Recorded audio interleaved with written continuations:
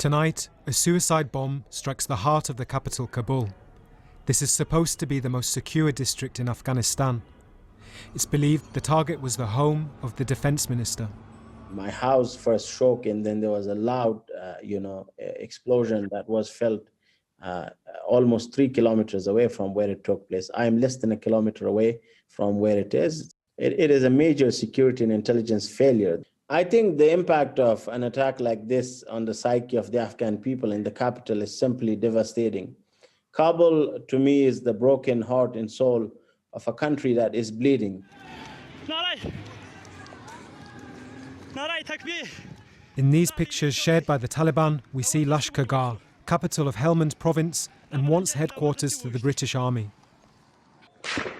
In the past 24 hours, the UN has recorded the deaths of 40 civilians, with 118 injured here, as the Taliban encroach. If Lashkar Gah falls, it would be the first provincial capital won by the militant group since 2016.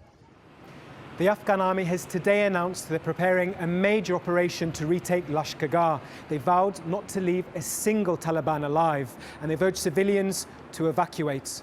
But for a city of 200,000 people, where can the displaced go? Families are trapped, and it feels like the violence is just beginning. There is no safe route for now. All routes are basically fraught with danger. Yesterday, I was visiting a health facility in Kandahar, and the health staff reported to me that they are seeing people that are fled from the north of Kandahar and from Lashkar Gah and making their way to Kandahar. But those are the lucky ones. Some of them are still trapped in an area where the conflict is active, and those are the ones that we are most worried about. Here, some of the faces of those displaced from Kandahar. Taliban mortars rained down on their city throughout the weekend, striking the airport on Saturday and killing 5 on Sunday. Kandahar was the birthplace of the Taliban movement. Its capture would not only be a strategic win, but also a symbolic one. No such victory for civilians. From January to June, and our numbers are probably far from the reality, but our numbers indicate close to 360,000 people pushed away from their area because of the conflict. Now, we haven't been able to verify all those numbers, and we suspect that the number of displaced person is much higher than that. And in Afghanistan, when you have a number of displaced family, then you just take 50% of that number, and that gives you the number of children. Just next to Kabul is Lashkar Province. We spoke to the head of its council. He sees threat building around him. We have conflict in 4 of our districts. We've lost 2 of them to the Taliban. We also have people arriving from Herat, Kandahar and Helmand. There's about 500 families. People from our province, they see people arriving and it makes them worried. Afghan people are poor people. Our people are farmers. Before they had help from the Afghan government, but that's stopped now. It's not just Afghanistan's responsibility, it's the responsibility of the international community, because we are on the front line of fighting terrorism. We are fighting a war for the safety of the world.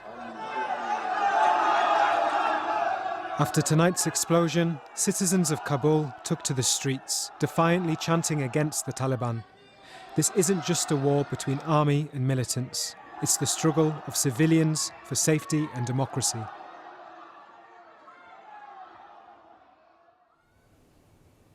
Emma Nada. Earlier I spoke to Babar Baloch from the UNHCR, the UN Refugee Agency, and I began by asking him about the humanitarian consequences of this fighting.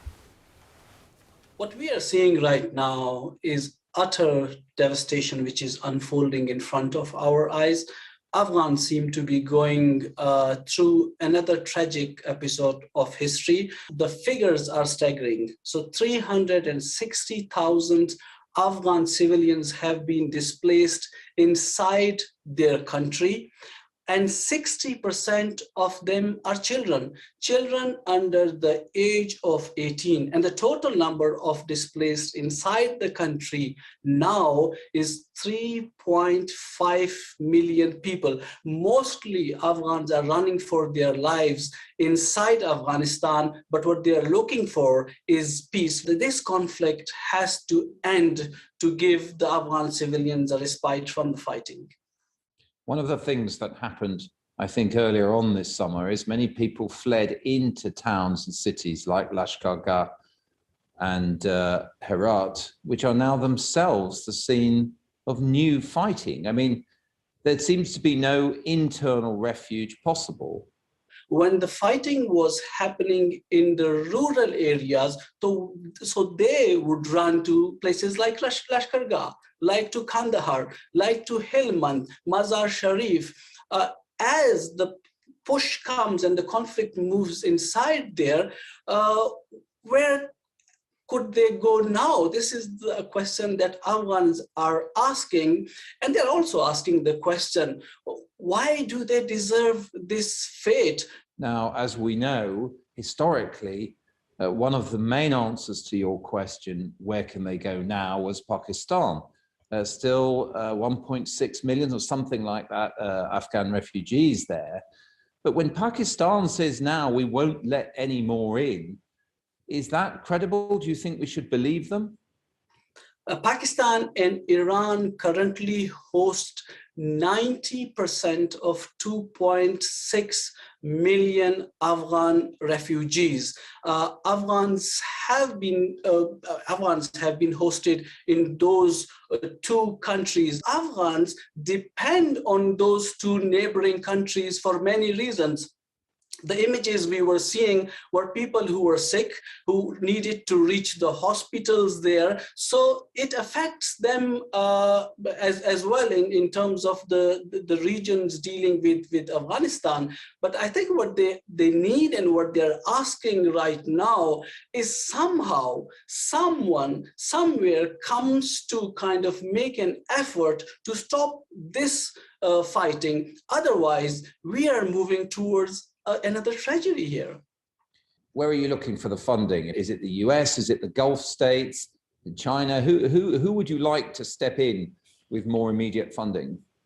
I think countries that have resources, countries that have been contributing in terms of the humanitarian efforts, the call is on everyone. Do you see this developing into another serious problem for Europe and European border control? Because we read about the migration route through Iran and Turkey, lots of younger Afghan, particularly younger men and boys taking that route. And how big an issue do you think that's going to become? So far, what we have seen, a majority of Afghans are being displaced inside their country, inside Afghanistan. The numbers who are reaching to Europe are small. If you're talking about Afghans who are arriving from Turkey into Greece, this year, so far, 4,000 people have crossed that part of the Mediterranean. You know what the number of Afghans is in that? 1,000 Afghans have arrived. So the majority of Afghans are still trying to make it work inside their own country. They need the support and they are looking towards the world that everyone else stands with them. Babar Baloch, thank you very much. Thank you. Joining us now is Mariam Wardak from Her Afghanistan, an organisation aimed at supporting Afghan women. Welcome to Newsnight. You've helped mentor women to break through as engineers, as doctors. What do you think is going to happen to them now? Well, I've been listening into what your speakers have mentioned, and I wanted to bring a little bit of context. A majority of the population of Afghanistan is below the age of 35, that's 70%. And Afghanistan is going through a brain drain, and that brain drain is mostly males. The women find it very challenging in the current cultural context because they have this fear of what's going to happen next.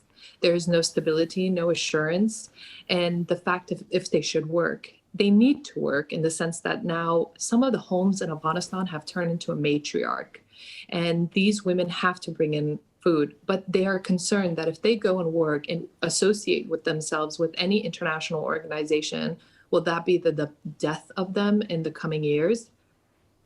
When you hear commanders, Taliban is a broad term. We know there are all sorts of different insurgent and warlord type groups, but when you hear commanders saying they will respect women's education and allow it to continue in areas that they've taken over, do you think any credence can be placed in that?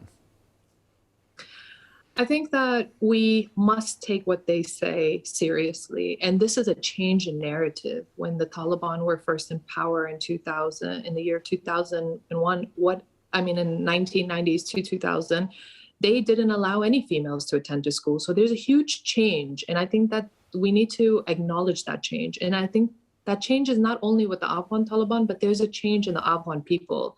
The Afghan youth are not the youth of the 90s, and they will not accept certain structures that are going to be placed by the insurgent group.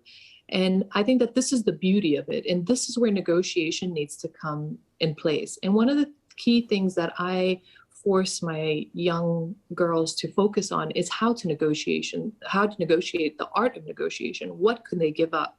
One of the aspects that I criticize the West for mostly in Afghanistan is that they focus more on attire. Oh, young girls are wearing jeans. That is a very superficial liberation, and that does not really justify anything, and more so has been pushed back, and there has been backfire by the Afghan elders due to this. I'm afraid we don't have a huge amount of time, so if I could ask you briefly what your advice now would be to friends or people you're in contact with, women. Would it be simply to be less visible, or do you think they should carry on their life completely as normal in areas that have fallen to the insurgency? I think that they need to assess their situation and see how they could best operate in the worst case scenario. And I say the worst case scenario because things in Afghanistan have never improved. It's only gone worse to worse to worse.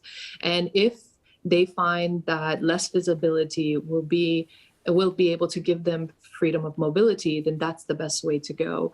Many of my young girls have changed their ways from wearing burqas to be less visible and minimize their activism. And not that this is something that I'm promoting, but they're looking at their security. Thank you for that sobering message there.